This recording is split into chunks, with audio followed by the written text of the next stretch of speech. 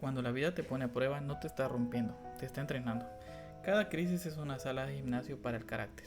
Levántate temprano, decide con claridad, actúa con disciplina y sirve con generosidad. La grandeza no llega por accidente, se forja en la repetición de hábitos pequeños y valientes. Por eso decimos que las crisis son un entrenamiento en tiempo real.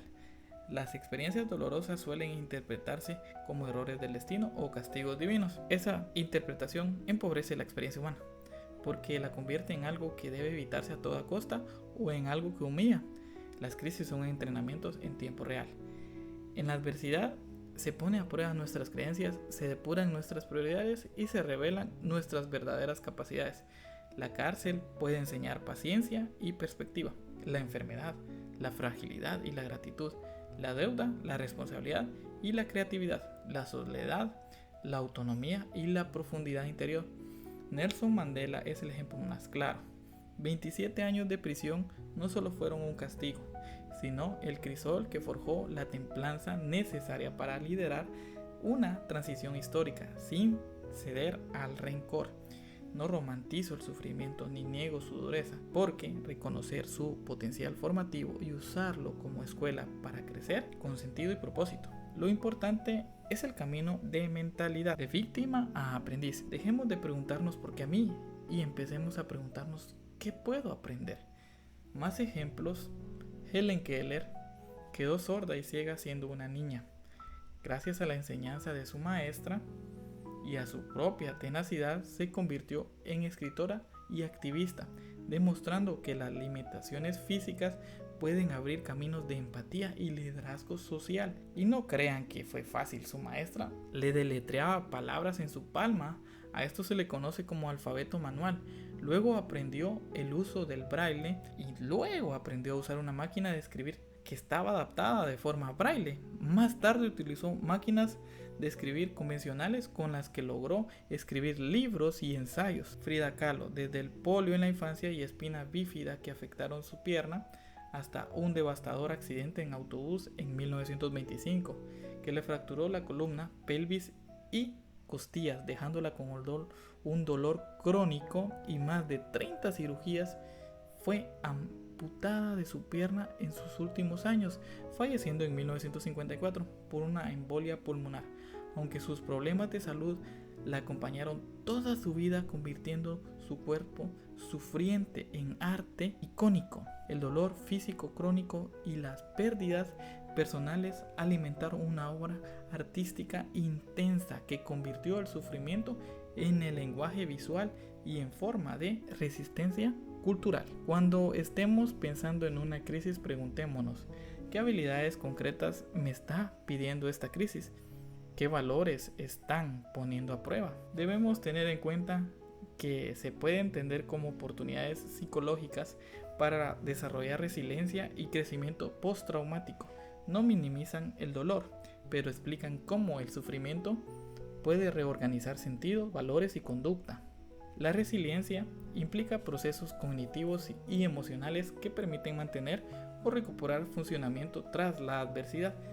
Regulación emocional, apoyo social y estrategias de afrontamiento activas. El crecimiento postraumático describe que cambios positivos en la percepción de uno mismo, las relaciones y la filosofía de vida tras experiencias traumáticas no es inevitable, pero ocurre cuando la persona reconstruye significado tras el daño.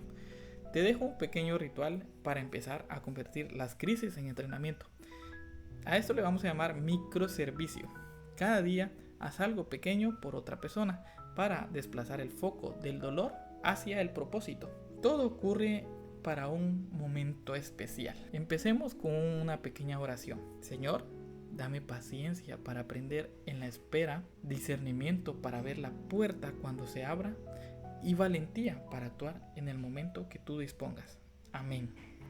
Recordemos que la vida tiene ritmos, largas temporadas de formación y a veces un solo instante que lo cambia todo. Dios obra en silencio, moldeando carácter, afinando dones y preparando circunstancias para un propósito que puede manifestarse en un segundo decisivo. A lo largo de la historia bíblica vemos este patrón. Hombres y mujeres pasan por pruebas silenciosas y tareas humildes antes de entrar en su llamado. Esas temporadas no son desperdicios, son la forja donde se templa la fe y se pulen las habilidades necesarias para el momento que viene. Unos ejemplos de esto es Moisés, años en el desierto antes de liderar la liberación de Israel. José, años en la cárcel y en la casa de Potifar antes de interpretar sueños que salvaron naciones. La criada de Naamán, una frase simple que desencadenó la sanación de un general. Estos relatos muestran que la preparación puede ser silenciosa y larga, y el cumplimiento súbito y decisivo. En la vida puede sentirse injusta en las temporadas largas, pero esa misma forja puede convertir un instante, un punto de inflexión. Mantente atento, sigue creciendo y confía en que lo que hoy parece que está demorando demasiado puede ser la preparación para tu momento especial. Eres un agente infiltrado. ¿Por qué? ¿Por qué decimos que eres un topo? Si estás en tu trabajo que no te gusta, rodeado de gente difícil o un ambiente hostil, no es un error. Dios te ha infiltrado ahí. Estás ahí para hacer luz en la oscuridad y para influir en personas que jamás se acercarían a Dios por su cuenta. Tu posición actual es estratégica. Reconoce la realidad del entorno sin resignarte. Ver tu puesto como estratégico cambia la perspectiva de víctima a testigo intencional. Humildad y coherencia abren más puertas que la confrontación. La gente suele notar más lo que haces y lo que dices. Mantén la esperanza activa. Tu presencia puede sembrar cambios lentos pero duraderos. Sé visible en lo cotidiano. Pequeños gestos de servicio, puntualidad, excelencia, respeto, construyen credibilidad. Escucha más de lo que hablas. Preguntar con interés genuino crea confianza y oportunidades para influir. Busca momentos naturales para compartir valores históricos, personales o actos de bondad que reflejen tu fe sin imponerla. Ve con valor y constancia. Tu fidelidad siembra esperanza, aunque no veas la cosecha ahora. Tu influencia ya está cambiando el mundo a tu alrededor. El dolor se convierte en capital de experiencia. El sufrimiento te da una autoridad que no aprendes en libros. Si perdiste un hijo, si venciste el cáncer o si sobreviviste a un divorcio, te conviertes en la única persona calificada para consolar y entender verdaderamente a alguien que está pasando por lo mismo. Tu dolor llena los huecos del corazón de otros.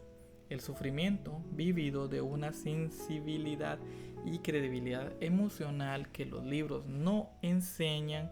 Quien ha pasado por una pérdida, una enfermedad grave o un divorcio suelen entender matices, miedos, contradicciones, silencios que son difíciles de explicar. Esas experiencias pueden convertir a alguien en un faro para otros que atraviesan lo mismo.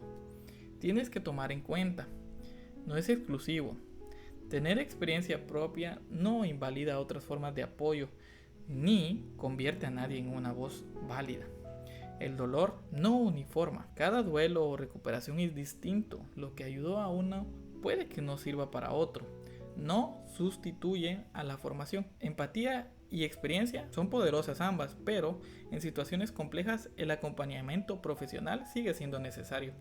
El sufrimiento otorga una autoridad íntima y valiosa. Cuando se comparte con humildad, no convierte a nadie en dueño de la verdad absoluta, pero sí en un puente que puede acompañar y aliviar. Usada con respeto y límite, esa experiencia transforma el dolor en compañía, en una posibilidad real de esperanza. Dios recicla pedazos rotos.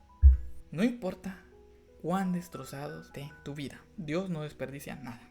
Toma tus fracasos, tu viudez, tu soltería y tus errores y los convierte en experiencias y fortalezas. La promesa final es que Dios te ha formado como un gladiador de la vida, capaz de resistir lo que quebraría a otros, y que incluso tu prisión será usada para un propósito mayor. Nada de lo que hemos vivido se pierde cuando Dios lo transforma en aprendizaje y en fortaleza. Esa idea puede sostener en los días más oscuros y convertir heridas en herramientas para el bien. Lo roto no es desecho, es materia prima para tu crecimiento. Dios puede y quiere convertir tus fragmentos de armadura y tu historia en testimonio. Sigue adelante con la certeza que tu dolor tiene sentido y tu vida un propósito mayor. Sé que cuando estamos en el proceso no encontramos sentido de cómo esto nos puede ayudar, pero es porque no estamos viendo la perspectiva completa. Vamos, un paso a la vez, con fe. Dios tiene el control. Suscríbete y recuerda que una semilla enterrada no está muerta, está creciendo sin que nadie lo note.